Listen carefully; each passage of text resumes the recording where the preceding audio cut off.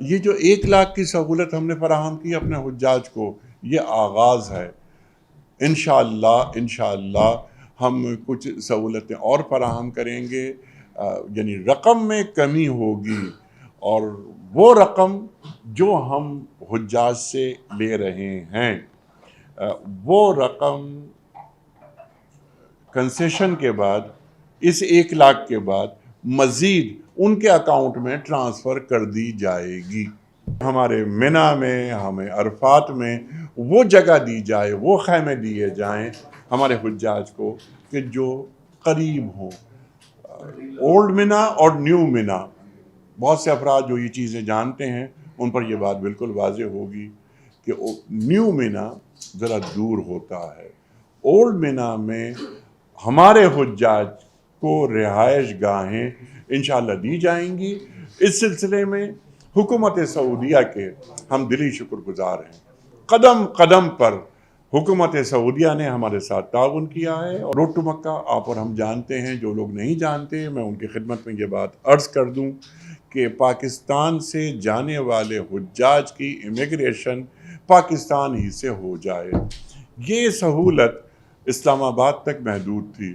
ہم نے خدمت میں ان کی یہ عرض کی، حکومت سعودی عرب کی، کہ جناب والا ہم یہ چاہتے ہیں کہ اس سہولت کو اسلام آباد کے علاوہ کراچی، لاہور، پشاور، کوئٹہ، یہاں سے جو حجاج روانہ ہوتے ہیں ان کی خدمت میں بھی یہ سہولت ہونی چاہیے۔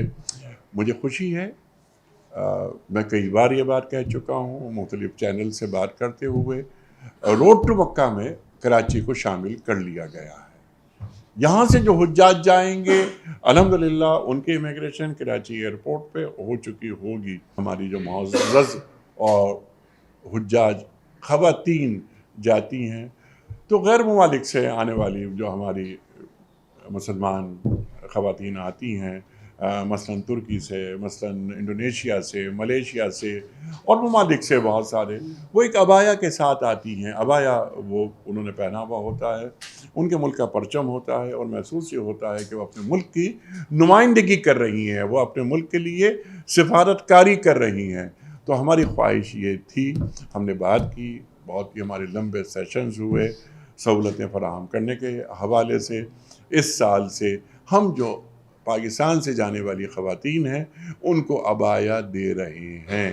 وہ عبایا وہ پہنی بھی ہوں گی ہماری مسلمان خواتین، ہماری مسلمان سے مراد یہ ظاہر ہے کہ حج کے لیے جا رہی ہیں پاکستانی خواتین۔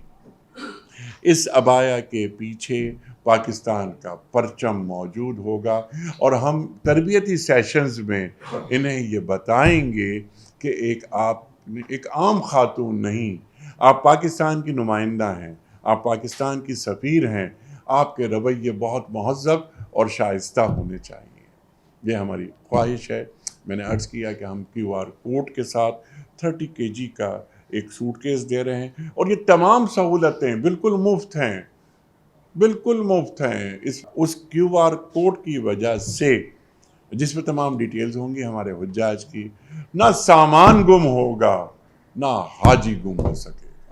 موبائل میں ایک ایپ متعارف ہم نے کروائی ہے پہلی مرتبہ۔ ہمارا حاجی اگر جاتا ہے منی سے عرفات اور راستہ بھول جاتا ہے، اپنا خیمہ بھول جاتا ہے، اپنے مکتب کو بھول جاتا ہے، وہ اس ایپ کو آن کرے گا اور وہ یہ کہے گا، مثال کے طور پر، کہ مکتب نمبر 15 تک رہنمائی یہ ایپ کرے گا۔ اردو اور انگلش دونوں زبانوں میں یہ ایپ تیار ہو گئی ہے۔ ہم جو مقامی زبانیں ہیں ان میں بھی یہ ایپ تیار کر رہے ہیں۔ حج اپلیکیشن جا رہی ہے حاجی کی، اور وہ ایپ ایکٹیو ہو گیا۔ جب تک حاجی حج کر کے واپس نہیں آ جاتا، مسلسل وہ ہم سے رابطے میں ہوگا، اور ہم ہر قدم پر اسے انفارمیشن دیتے رہیں گے۔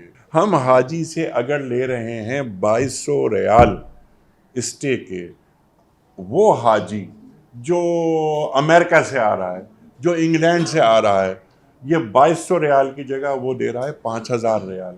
اس کا مکتب اے ہے۔ اس میں پیکیجز ہیں۔ پیکیجز سے مراد یہ کہ حجاج سے زیادہ پیمنٹ لی جاتی ہے ان ممالک میں، جو کہ جیسے میں نے امریکہ، انگلینڈ وغیرہ کی بات کی میں نے کینیڈا کی. ہم نے ایک سہولت اور بھی رکھی ہے کہ اگر ہمارا ڈی کیٹیگری ہوتی ہے ہماری، اگر ہمارے حجاج سی کیٹیگری میں آنا چاہتے ہیں، یعنی ان میں سہولتیں ہوں گی، میٹرس دیا جاتا ہے، تو وہاں ہم صوفہ دیں گے انہیں وغیرہ وغیرہ، وہ صوفہ کم بیڈ جو ہوتا ہے وہ دیں گے. جن ممالک کا آپ نے ذکر کیا انہوں نے وہ سہولتیں جو ہم پیش کر رہے ہیں، ہم اس پر کمپرومائز نہیں کر رہے. 20-21 22 دن کا حج اگر کوئی شخص جانا چاہتا ہے وہ اس پہ جائے. مدینے میں ہمارے حجاج عام طور پر 8 دن کے لیے رہتے ہیں.